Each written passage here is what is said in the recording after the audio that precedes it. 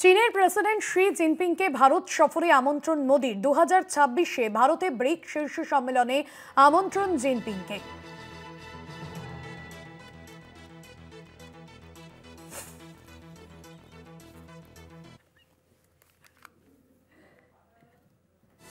এই খবরটি জানিয়েছে ভারতের বিদেশ মন্ত্রক। আগামী বছরে ব্রিক শীর্ষ সম্মেলনে দেশে অনুষ্ঠিত হওয়ার কথা।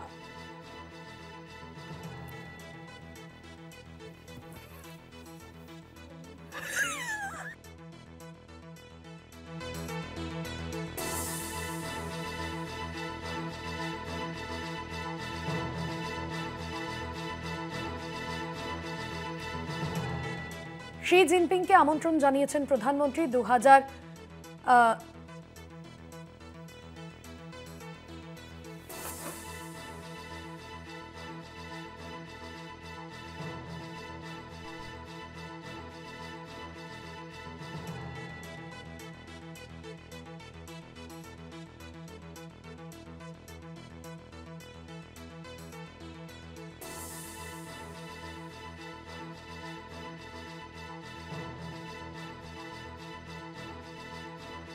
প্রধানমন্ত্রী নরেন্দ্র মোদী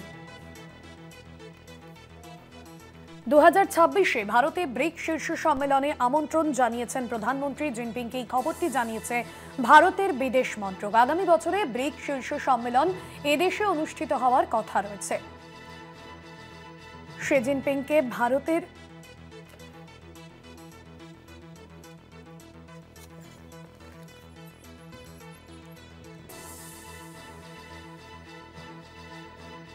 চীনের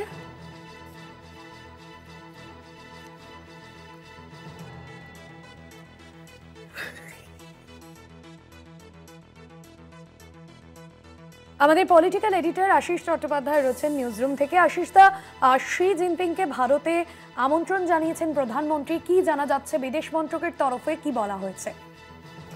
দেখো, ব্রিক্স গোষ্ঠী, এই ব্রিক্স গোষ্ঠী পৃথিবীর অন্যতম বড় একটি রাষ্ট্র গোষ্ঠী।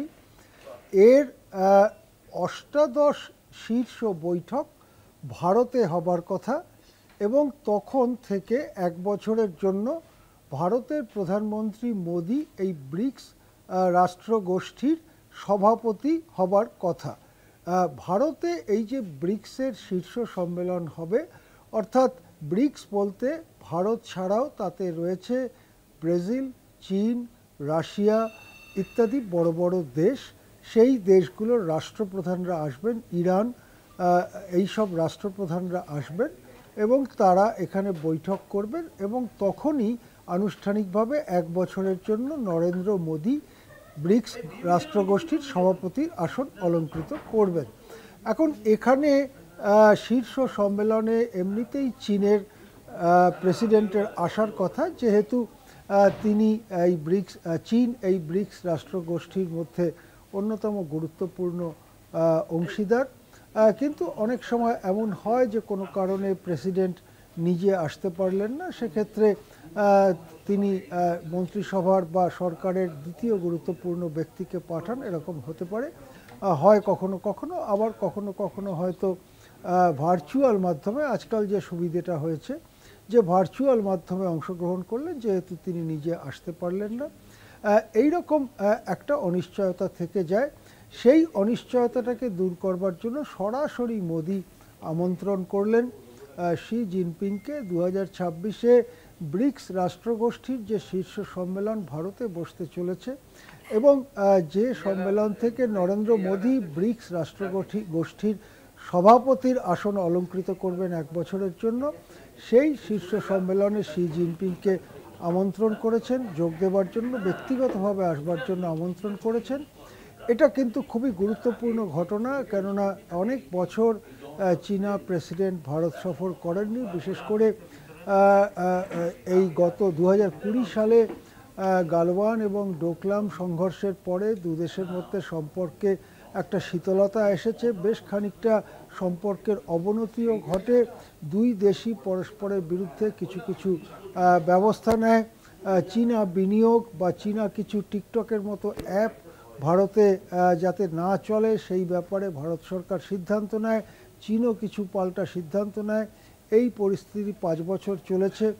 এখন যেহেতু বিশ্ব পরিস্থিতি সম্পূর্ণ বদলে গিয়েছে, আমেরিকা যেভাবে গায়ের জোরে শুল্ক চাপিয়ে দিচ্ছেন, সেক্ষেত্রে ক্ষতিগ্রস্ত দেশগুলো, বিশেষ করে চীন, ভারত, ব্রাজিল, রাশিয়ার মতো বড় বড় দেশগুলো, তাদের একত্র হবার বা তাদের সহযোগিতা বাড়াবার প্রয়োজনীয়তা দেখা দিয়েছে।